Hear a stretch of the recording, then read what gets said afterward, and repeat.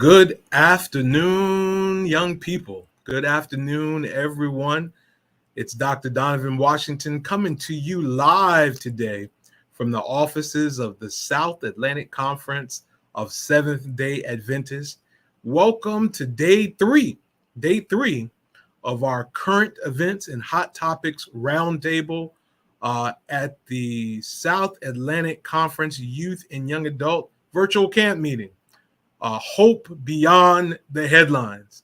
We have had a great time in this space all week long. We've had fun with our icebreakers.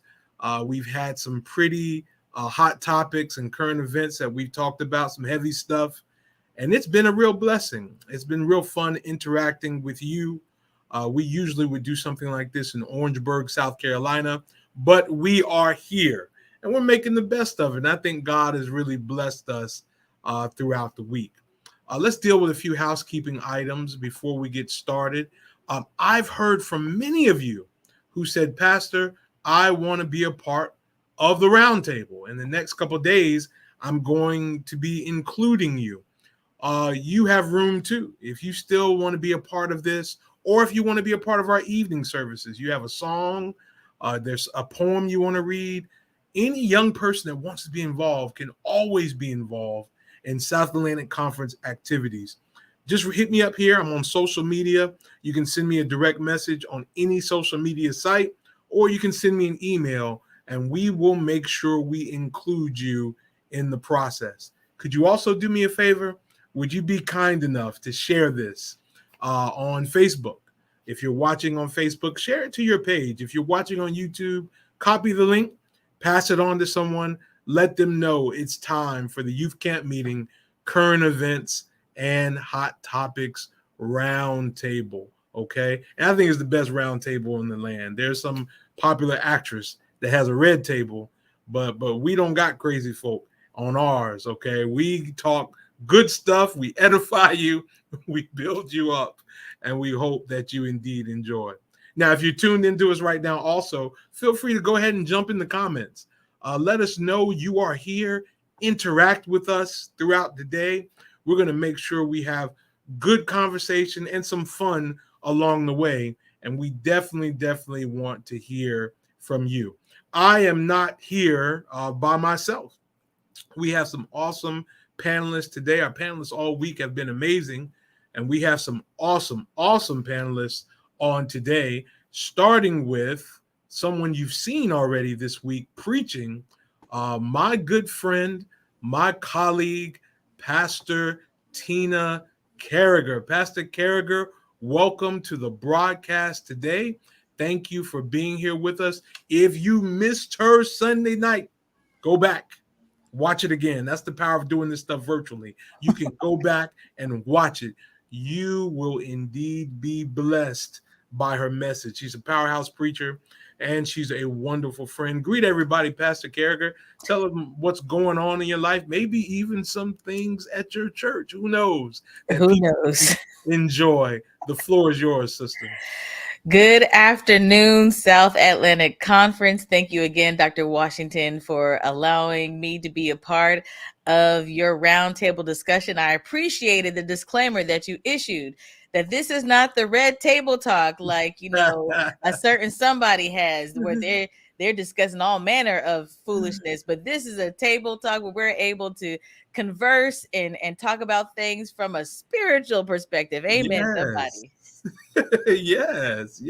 We don't need no entanglements. We don't need no entanglements. We don't need to see no broken brothers trying to hold it together. No. We lift up Christ and him crucified. Amen. Right here in this space. And we thank God that you are here with us, Pastor Carriger, and we look forward to your input. Welcome, Pastor Adams. Thank you for joining us. One of the best pastors in America, Pastor Adams, began with me working at junior camp. We thank you for joining us. Brother McLean, somebody beat you today from Durham, man, but we're happy that they have you on in the great Emmanuel Temple family. Sister Gordon, I think we might be in the office together today, Sister Gordon, but thank you for joining us and watching our program. Sister Dixon. Yes, I got the email. And we will get her on tomorrow. Okay. After this program, I'm going to respond to the email and we will get Chloe on. I think that'll be a wonderful idea. We want to support everybody up there at Mount Calvary. All right. I have another friend with me today. She's a dynamic educator and a longtime friend. We came up together in Greensboro, North Carolina for a season. And this is none other than Miss Phaidra Wright. Phaidra, thank you so much for joining us. Why don't you tell everybody a little bit about yourself and anything you want to share with the young people before we get started? Good afternoon. It's a pleasure to be here. As stated, my name is Miss Phaidra Wright. I'm a Georgia peach. I'm here in Georgia with Greater Empower Tutoring. I'm a mom. I'm a homeschooling mom. At GMP Tutoring, we focus on academic support. So if your kids are struggling, reach out to us. But it's a pleasure to be here to talk and chit chat and try to get these parents and kids on one accord because it's all love. At the end of the day, we love you and we want y'all to be saved. All right. Hey, I agree. And I can't think of two better people to talk to today. Welcome, Peggy Roy. Thank you for supporting every day. June calendar. Phaidra smiling. She know who Peggy Roy is. And welcome all our friends from Abney Chapel, Seventh-day Adventist Church. Quenisha Hicks. Quenisha. Folks are going to see you. I think Friday night we got you on, Quenisha. And this is our Georgia Youth Federation president, always representing, an educator herself. Thank you for joining us. Tony is representing the Georgia Peaches out there. Thank you, Tony. All these Georgia peaches out there. Good fruit, and good people. And we thank you for watching, you and your family. And all these educators are on the day. You're going to enjoy our discussion then with all of these educators today. Well, folks, you know what time it is. It's time for our icebreaker. Have y'all been enjoying the icebreakers this week? We had heated debates this week. Monday, we talked about the best breakfast cereal. And I let all y'all know that number one was grits. Wow. Nothing better. Wow. And not sugar on them. Butter, salt. That's right. And hot sauce. Right. No. Yes. No sugar goes on. See, I already have rebels on the panel today. Yesterday, we talked about favorite desserts for our icebreaker. And I put number one, chocolate cake. Yes, okay. You better preach the word now. And I got a lot of pushback. Watch this, because I left banana pudding off the list completely. All right. But banana pudding is hit and miss because y'all use the cheap cookies. You don't use the Nabisco vanilla wafers, okay? You use the great value cookies and it's hit and miss, okay? But we can't have that. Welcome, Sister Bonnie. Thank you for joining us again today. Quinn Cousins is checking in from Atlanta. He said, I see you got God's preacher today. Dr. Tina E. Carriger. You better believe it. And she will be a doctor soon. I know about her project. It is pretty outstanding. It's pretty outstanding. So there you go, Quenisha. Quenisha agrees. She's put the throw up emoji. Hot sauce and grits. We are taking your Georgia peach away, Quenisha Hicks. We're taking it away, okay? We're taking it away. Hello, Nicole. Thank you for joining us from Virginia. Thank you so much. Here's Pastor Newbill talking junk. You are suspect because you said key lime pie was disgusting. Now I have to question everything that comes out of your mouth. Well, you question it, Ricky. You question it. But I'll stand on that mountain that key lime pie is awful. It's awful, okay? I don't even know what a key lime is, all right? It's awful, okay? And he greets Tina as well, okay? Here's the old apostate apostle Quinn Cousins saying hot sauce and grits, I need prayer. No, Quinn, you are a Jesuit priest, and you are making stuff. Right? How quickly this tide is changing. First, they are bishops of South Atlantic. Yeah. All right. Got my aunt even turning against me. Well, let's get to today's icebreaker. And this is a funny icebreaker. So we're going to need your participation on this. We do an icebreaker every day before we get into the heavy stuff. And I'm going to begin today's icebreaker with a little funny TikTok video. Let's check it out.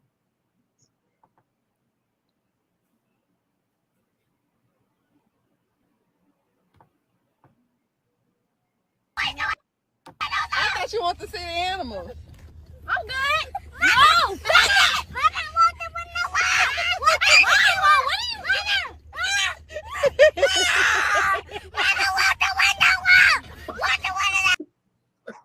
doing? Yeah. Let's watch it again. Just to set it up a little bit. Let's watch it again. It's a little boy at one of those animal parks. Mm-hmm. And what he's saying is roll the window up, okay? Mm-hmm. Because he's terrified of the little animal, okay? Mm-hmm. All right, let's watch it again. Sister Khalees is already laughing. Come on, let's go ahead and watch it again. I thought you want to see the animals. I'm good. No! Stop it! Let me walk the window. What are you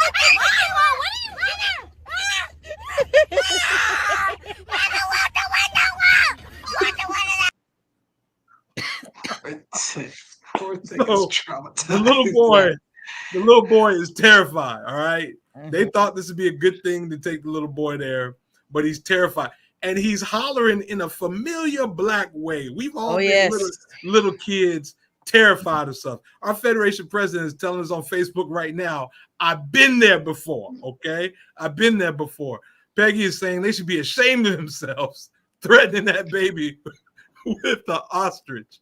Now something tells me people of other persuasions would have been like, that's amazing. Oh, yeah.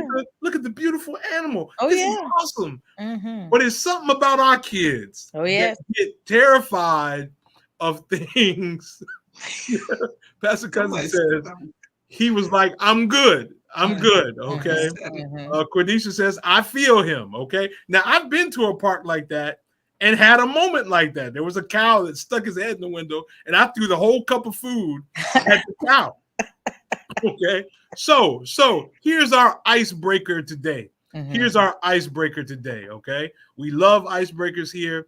Here's our icebreaker today. The top 5 things Black kids are afraid of. Okay. Now we're going to debate this.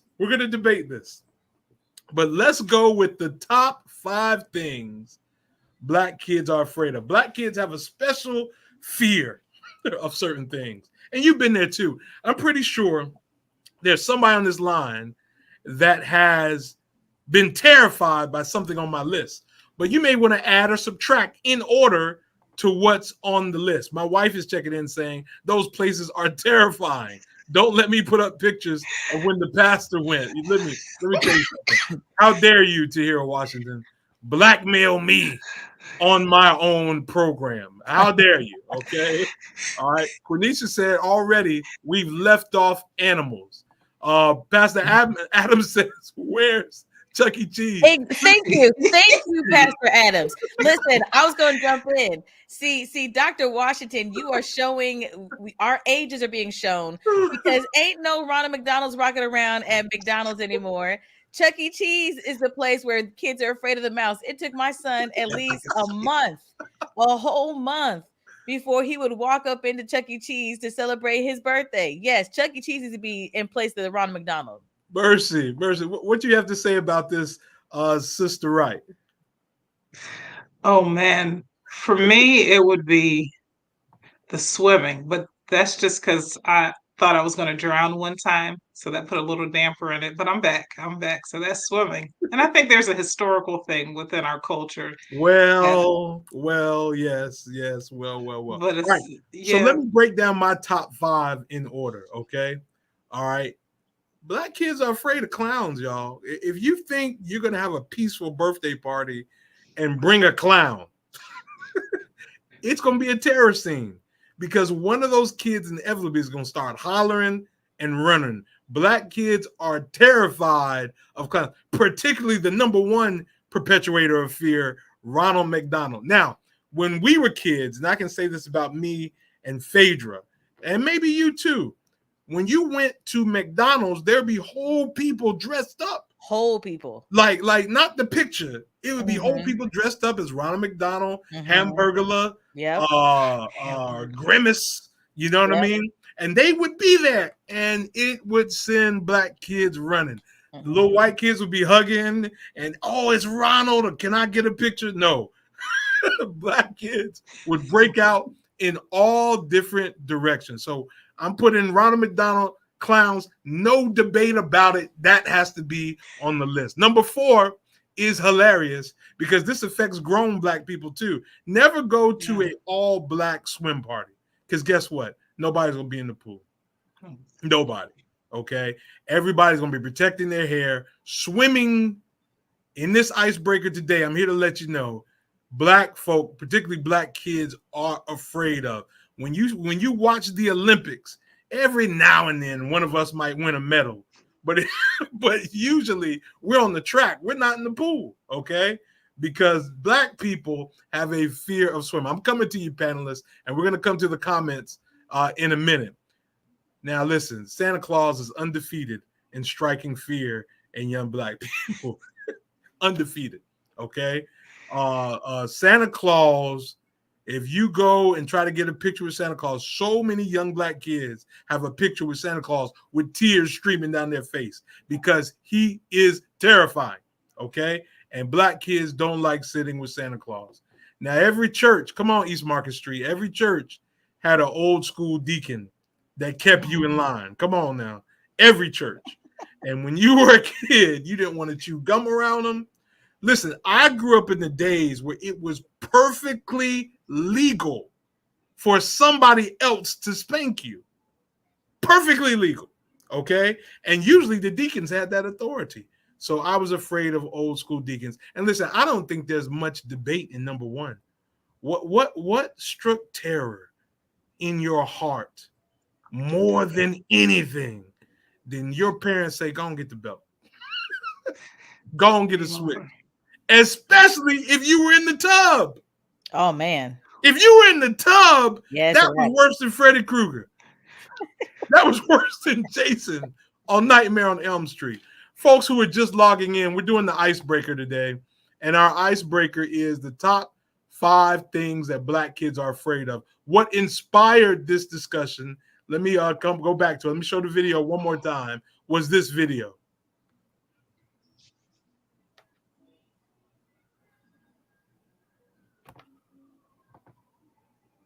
Let me start it over again. I thought you want to see the animals. I'm good. No! Stop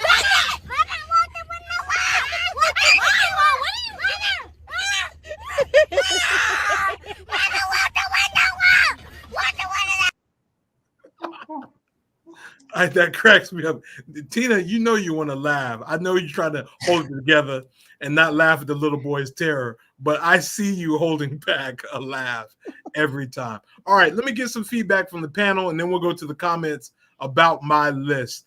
Tina, what are you seeing today? So first of all, I just want to know if you got any feedback from your own children about this list, because some of these things are relative to our generation and not theirs. So you over here talking about Ronald McDonald clowns. I mean, you over here talking about, now the swimming thing I can maybe see, but kids like to go into the swimming pool. Santa Claus, really? Did you ask your children about what they're afraid of before you compiled this list? I don't think you did. You know what, Pastor Carriger? You grew up in Nebraska, and black people from and black people from Nebraska are a little different. They're a little different. Let me tell you, my wife is co-signing on this. She says that kids are afraid of any costume character.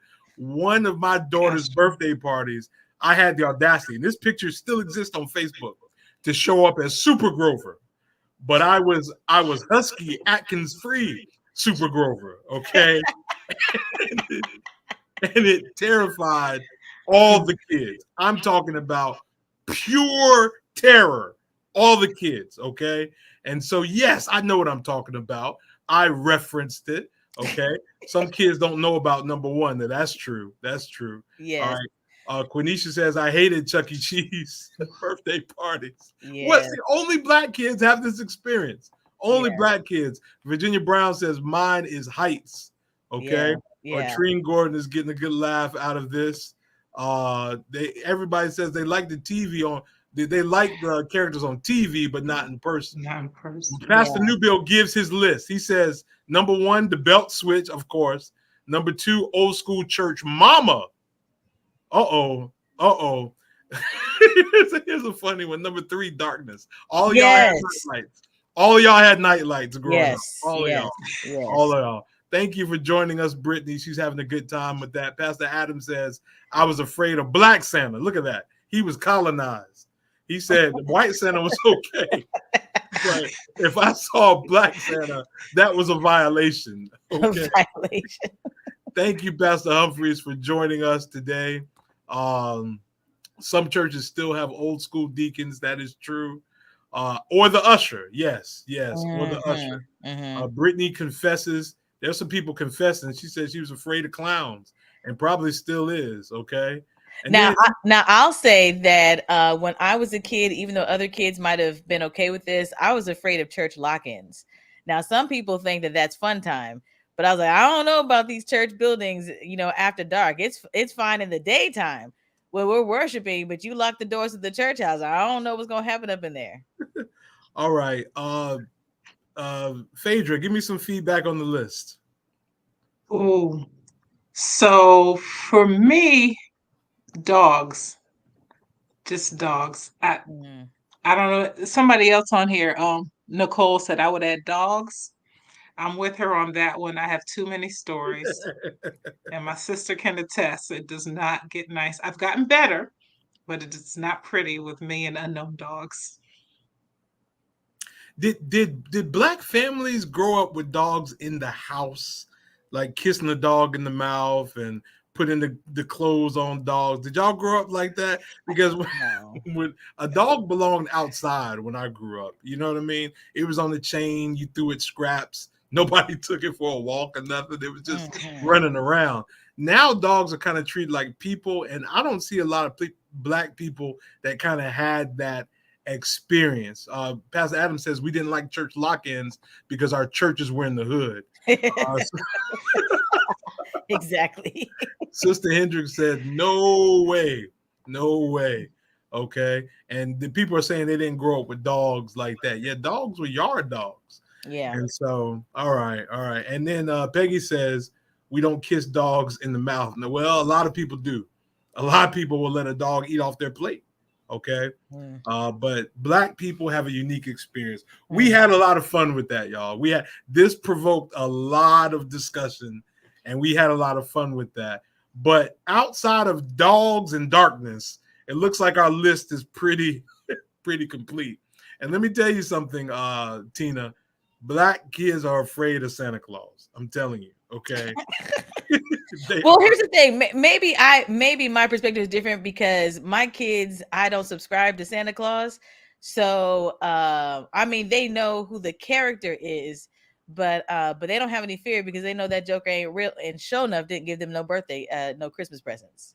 She says, my dog lives in the house, but does not eat off anybody's plate and does not kiss anybody in the mouth. Okay, listen, the black experience is undefeated.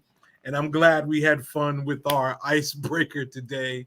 That was a lot of fun. And I hope you had some fun too. You can go back and check out the video and discuss it even further in the comments if you'd like to add some more. But I think our list is pretty whole. I can't wait for our icebreaker tomorrow. I feel like showing that video again, but I don't want to traumatize Tina, who doesn't want to laugh at the little boy. Okay.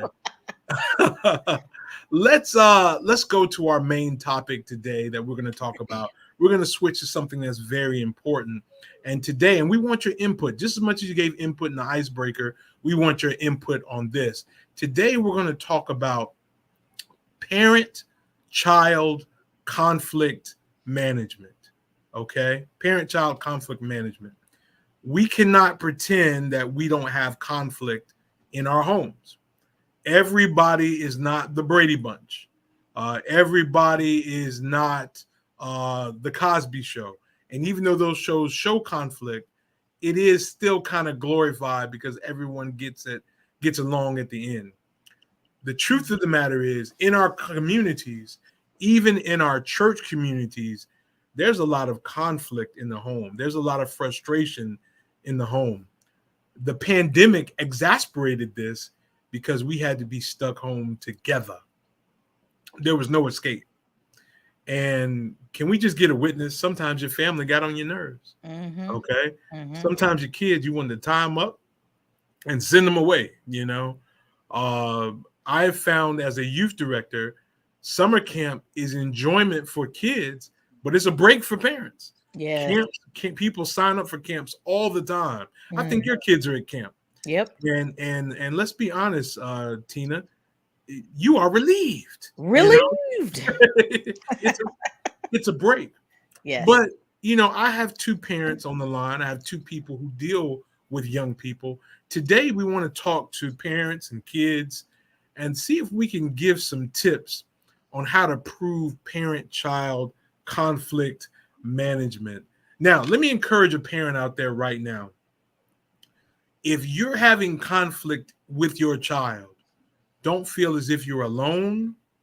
I'm going to talk to a young person out there. If you're having conflict with your parent, don't feel like you're alone. You're not alone, okay?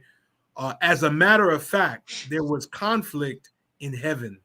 Mm. You believe that? Mm. God himself had issues with one of his most elevated creating beings. So much so, the Bible tells us that there was war in heaven. And a third of the angels chose to leave, then follow God's rules, including Lucifer. So you are not unique. If there was war in heaven, there can definitely be war in your home. But we're just going to give some easy tips, some things that can help you out. But let's begin today with the roots of conflict. Phaidra, Miss Wright, if you could tell us today, what are some roots of parent-child conflict? What are some things that causes conflict in the home? You can speak from your experience, or you can, give some anecdotal things about roots of conflict in the home. Interestingly enough, the TikTok that you show is an excellent demonstration of roots of conflict. We're in an interesting age, this wokeness age, where as parents, we're sometimes stuck between old school parenting and being more aware of emotions and the emotional needs of our children. And as we watched that TikTok video, the child was in distress, the parent was laughing. This is not to cause it's not to cause judgment. It's just something to think about, because one of the roots of conflict is just simply being disconnected, not picking up on symbols, not symbols, displays of distress or lack or needing something. So I would say that's the biggest thing, just being a disconnect. So being more purposeful about trying to connect parent to child and child to parent. That's one of, to me, the biggest root, that disconnect. Wow. Thank you for sharing that. Pastor Carriger, what are some roots of conflict between parent and child? I would co-sign on what she just said and just also simply add disruption in the home. If the home is not stable and there's disruption, that can create conflict, because even though as parents we want to provide stability, sometimes there just isn't. And kids pick up on unstable environments, and they're looking to you and I for guidance and direction. And if we aren't able to provide that, that creates conflict. But also just being able for children to have for their knowledge, their feelings to be acknowledged. In the Black household, sometimes you ain't allowed to have a feelings and emotions. I know when I was growing up, I was not allowed to feel hurt or to be angry about nothing. We were just told to do what we're told and move on. And so when we don't allow for kids to have feelings and for those feelings to be acknowledged, that can create conflict. Yeah. Wow. Great insights. You too can share with us roots of conflict Pastor Newbill has shared with us, and he says that the roots of conflict I've seen encompass lies and deceit, family dysfunction and dynamics, and even hypocrisy. Yes. What a great point. Mm-hmm. We pass down generationally trauma. Yes. So if your parents were not good to them, mm-hmm. there's a good chance it may be passed down to you. Mm-hmm. This is most commonly known as generational curses, Mm-hmm. Where we suffer from things, Mm-hmm. particularly in the church, because in the church, we want to put forth this good front mm-hmm. that we have it together, that we are perfect. You argue all the way to church, and then you get there, it's Happy Sabbath. Happy Sabbath. And the whole family's fighting, when they get to church. We want to cover up things like abuse and divorce and teen pregnancy and things like that. And we're really broken, and we don't teach young people how to cope with that. So all of those things can be roots of conflict. And a big root that we don't talk about often is when all families are not nuclear families. All of them isn't mom, dad, and children. As a matter of fact, in the Black community, the most prevalent family unit we're seeing more and more is young grandmother, young mother, and child. That's the I see that a lot. Even watching the NBA draft the other day, watching all these young men getting drafted, it was mother and grandmother. Was there. They did so many features on mother. And I even asked my wife out loud, are these all immaculate conceptions? Like where's the dad? Exactly. What's going on? So these are all sorts sources and roots of conflict. Thank you for your affirmation, Pastor. So if we're aware of these roots of conflict, let's address some things kind of directly.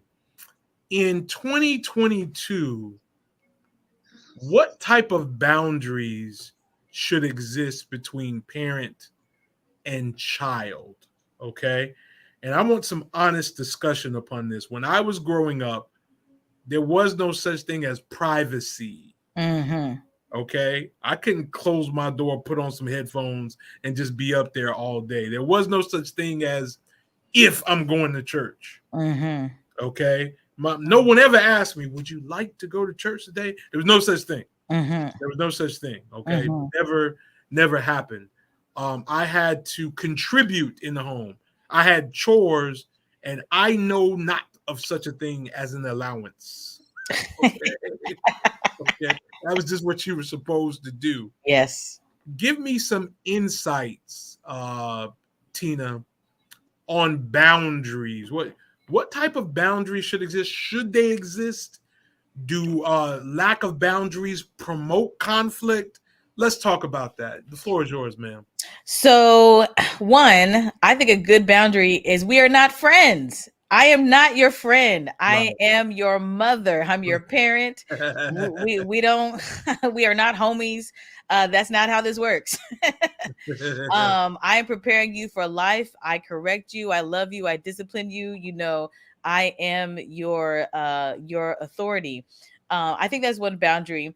But also, oh man, I'm having a senior moment.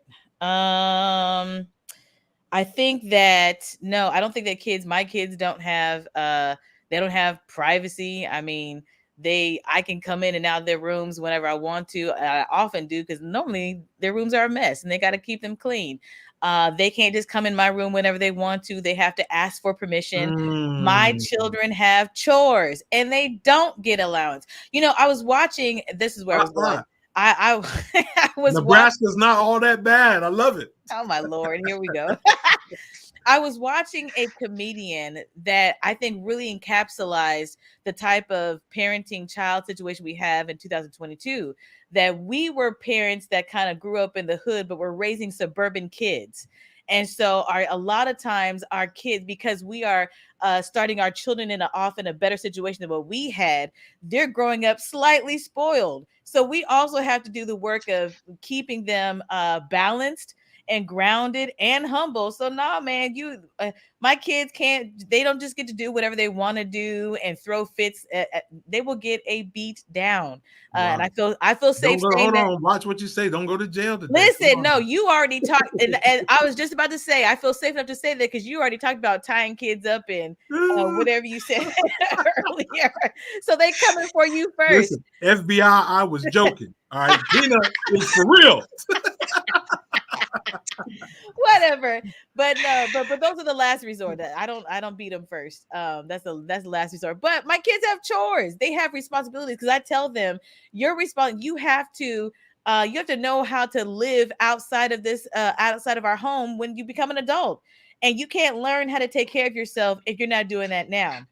So you got to clean up your room. You got to do dishes. You got to take out the trash. You need to know how to put your stuff in the washing machine. Amen, somebody.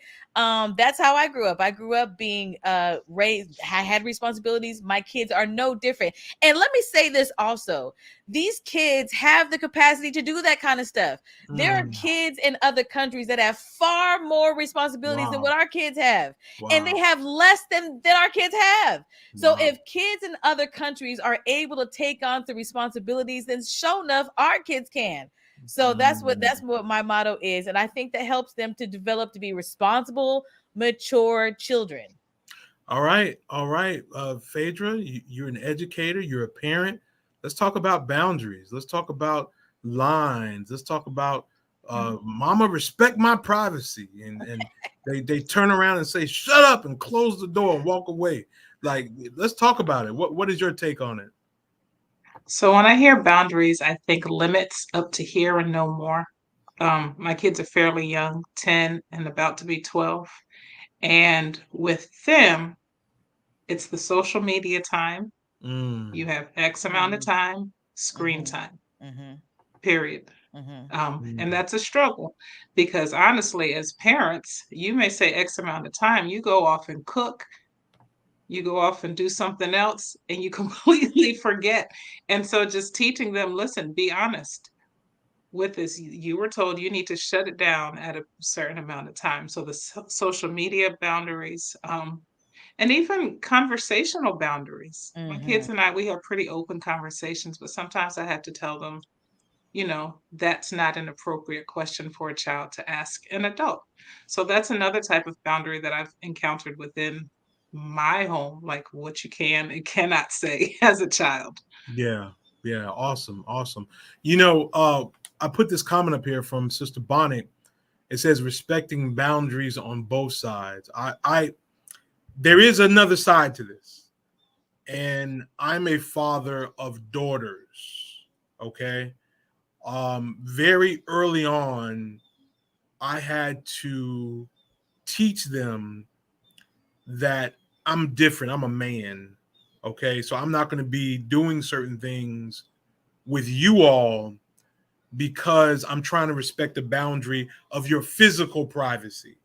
Like very early on, I stopped giving them baths, not because I was lazy, but I was teaching them that men shouldn't be looking at your naked body. If they would walk around the house with no clothes on, this and that, I would sound the alarm. I'd be like, naked alert, and they go running, to find some clothes. I wanted them to know that I respect their body as their private thing, and your mom has something in common with you. But even as they got older, she taught them, now it's your responsibility to wash yourself, to clean yourself, to take care of yourself. And what that teaches is not only is the body sacred, but the body is private. Okay. And so that's a boundary that I respect with my daughter. I have a 12-year-old and an 8-year-old. I'm not giving them baths. You know what I mean? No, I don't want to see that ever at all. Okay. And they have a respect for their natural bodies that it should be kept sacred and private. Okay. Let's get to some of the comments. This is a good discussion. A very good discussion. I'm going to jump in as a boy mom. Teaching my boys no means no. It doesn't mean try harder. It doesn't mean it's a challenge. It doesn't mean laugh. having to go through the whole litany. Has somebody asked you to do this? Has somebody asked you to take a picture of that? Has somebody asked you to touch this? Have you asked, because you just never know. So having those open conversations where you are Yes. asking your kids direct, specific questions. Are you doing this? Has somebody asked you to do that, so that they realize it's not okay? I find it interesting when you read in the Old Testament how, especially in the Mosaic time period, when the law was being read, it was read in front of everybody. Yeah. The men, the women, the children. Don't unskirt your father's mother. Don't unskirt your father's wife. Don't unskirt. Don't make this visible. And I remember reading it to my kids, and they got uncomfortable. They're like, why are we reading this? And I'm like, why are we so afraid to tell them this? But I feel like there is kind of a perverted reason. Like if we're not this open, then they won't know that it's wrong. Right. But if we're more open, like, hey, you don't need to be seeing this, from an early age, then they know, hey, wait a minute, that's not right. Somebody is crossing a boundary. And I know, because my parents have told me, this is a boundary that doesn't need to be crossed. Right. You have to set limits. You have to set a line. I grew up with a keen understanding of what's right and wrong and where that line was. Now, being a kid, it's human nature to try to go up to that line, but I was terrified to go across it. Because I was taught there are consequences to life. There are things that you have to keep to yourself. Let's run through these comments real quick, and then we'll wrap up with one last thing. Pastor Newbell says the rise of blended families cause struggles as the children feel like they have to side with one of their biological parents, but also the bonus parents may be struggling to show their authority. I've seen that play out too, particularly when there's boys in the home and the bonus parent is the man, and the boys feel as if when the parents are arguing, they have to protect their biological mom from their stepdad, and it gets intense, particularly with teenage boys. That can be a cause of conflict.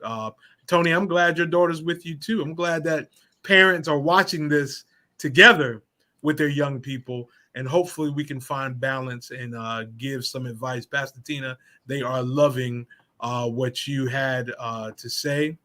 Let's see who else we have. I don't want to leave some of these out. There's Peggy threatening violence to to her children if they talk back. Pastor Newbell says, I have an app on my phone that controls the amount of time my children are signed into their devices. Tomorrow or Friday, we're going to do a mini social media seminar. A lot of parents don't even know what the different social media apps do. And some kids are getting over it. Okay. And so we're going to definitely be talking about that. Educational formation is key in developing parent-child sincere relationship and can help integrate good and effective boundaries. And it says here, and I think this is Chloe, my mom and I are watching, and I'm very, very proud of that, and I'm happy about that. All right, so let's deal with something controversial. Is spanking still relevant and effective? That now I didn't say whooping, because some of us were whooped. Okay. Some of us were abused. Come on, let's keep it real. Some of us were abused. Yes. You said some of us were abused. It was child abuse. It really was. Okay. And we look back on it and we said we benefited from it, but it doesn't change that it wasn't. Yeah. It was abuse. Yeah. You know what I mean? But I'm asking today, just among us and our friends who are watching online, is, in your opinion, is spanking something that should be encouraged, or is it effective? No judgment here. Let's get comments. Let's talk about it, and let's not glorify any type of abuse. You know, okay, you turned out right, but make no mistake about it. When they burned you with the iron, it was abuse. Okay, when it was abuse. when they tied the extension cord together to Woo! keep you upside the head, it was abuse. Mercy. But you turned out right. So the question is, Mhm. is spanking still effective? Phaidra, talk to us. You have to know your child and age slow. Um, I got my last spanking outside of church, and I probably deserved it. I was probably being mouthy and attitudinal. I was 12 or 13, but that was my last spanking. Um, some kids, it's not effective. And so, like I said, you just have to know your kids, and it shouldn't be the first recourse. Okay. There should be levels of progression. There's a warning, and then, whatever you see works best with your child. Sometimes just talking to them. There's a book that was popular about fill your bucket, being bucket fillers. And sometimes kids are acting up because there's some need that's being unfulfilled. And sometimes when we get to the root of the problem, it'll reduce behavior issues. But like I said, know your child. It works on some kids. Some kids, you could whoop them every day. And I got to the point, I'm just like, this is not effective. We're not doing this anymore. Let's find some other ways to try to get the results that I'm looking for. So know your child. Tina, Pastor Carriger. Yeah, so I agree. It's funny that you talked about not glorifying abuse. I actually, when I was probably in my middle 20s, and some of y'all looking at me like, but she looks like she's only 20. No, I'm not. I'm 40. But I remember one time going Humble to brag. Nobody said that. whatever. Don't hate, appreciate. I was over at a church member's house, and there was a, when you tell your war stories about the worst whooping you ever got. And so, I was just being a part of the conversation, and everything was jovial and jokey and whatever. And then I told my story, and they were like, Yeah. yeah, Go arrest your mama. exactly. I didn't realize, that the ways that our parents and grandparents were brought up, that they would have been arrested if we had been courageous enough to call somebody on them, which we weren't. But no, I do believe in disciplining my child and spanking them, although they don't get it very often. Like she said, one of my kids, my middle son Braxton, I mean, he cannot stand having a long conversation with, if I got to sit down and talk to him, he's like, Mom, are you finished yet? Are you fit? Like this, it like me having to do a whole discourse with him is torture. It gets his attention.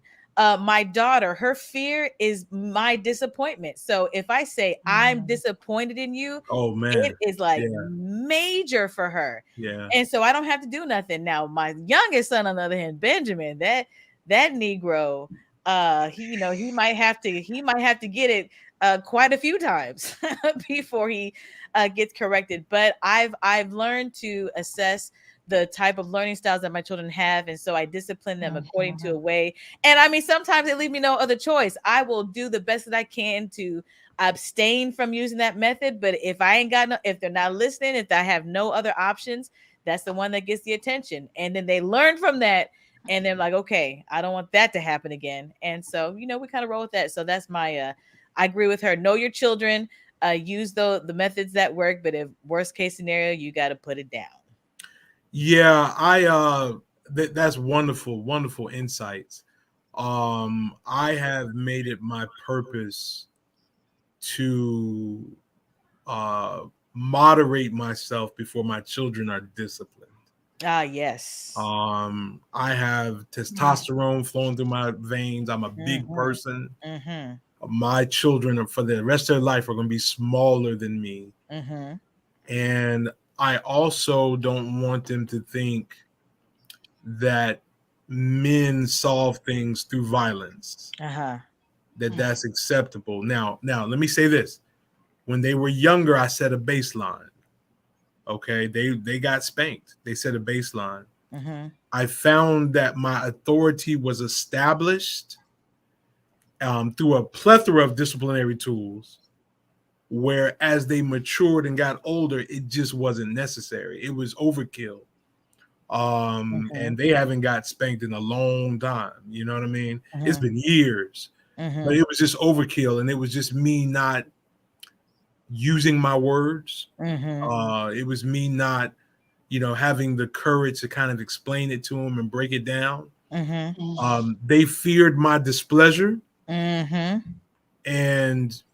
your children. And let me say this right in biblical terms. Your children should have a healthy fear / respect for you.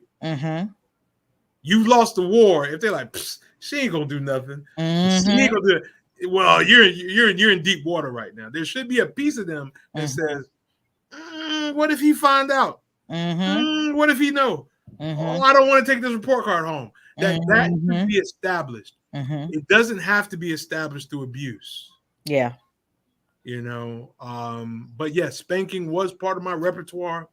It doesn't happen that much now. They were not nearly as much spanked as I was spanked. Oh, yes. No, let me just go and correct that. I don't think I was ever spanked. I don't think it was ever stop. No, that wasn't my experience. I could get a gold medal for the acrobatic ability I exhibited trying to get away from stuff. You know what I'm saying? I was a pure gymnast. Simone Biles had nothing on me. Nothing. All right.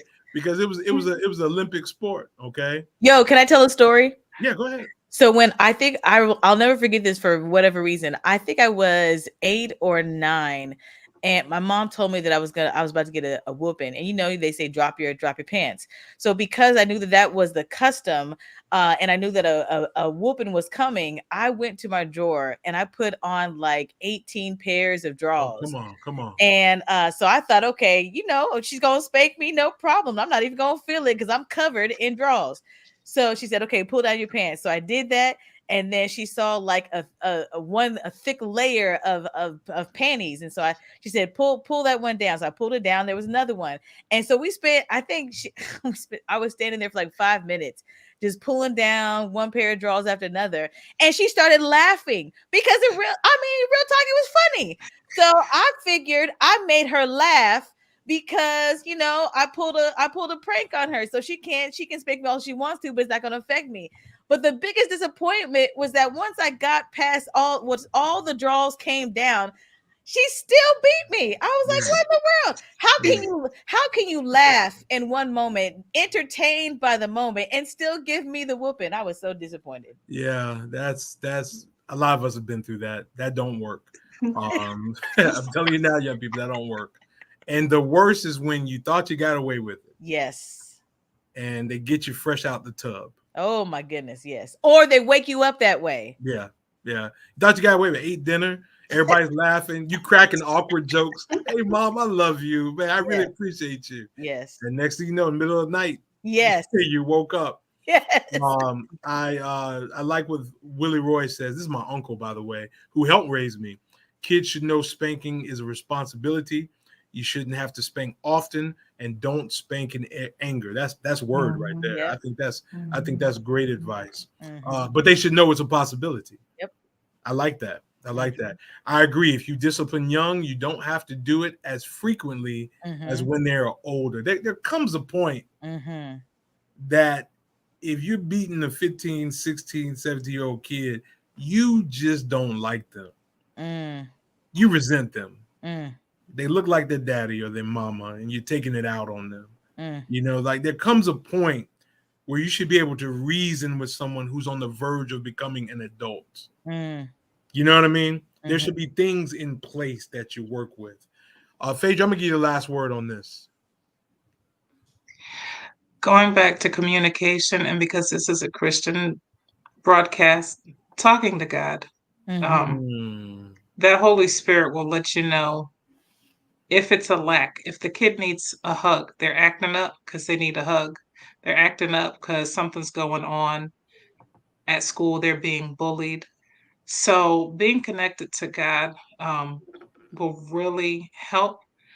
I'm going to tell you, I'm team struggle parent here. I have 2 boys, and there's certain things that I'm trying to reclaim because I didn't get it right the first time. Mercy. But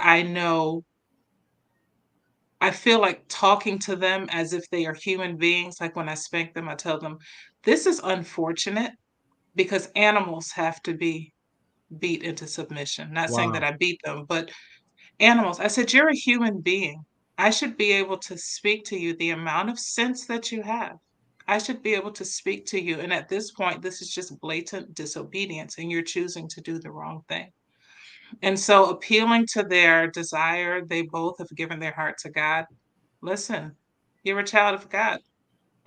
There's some things that He requires because He wants you to have a happy, healthy life. Life is filled with boundaries to keep you safe.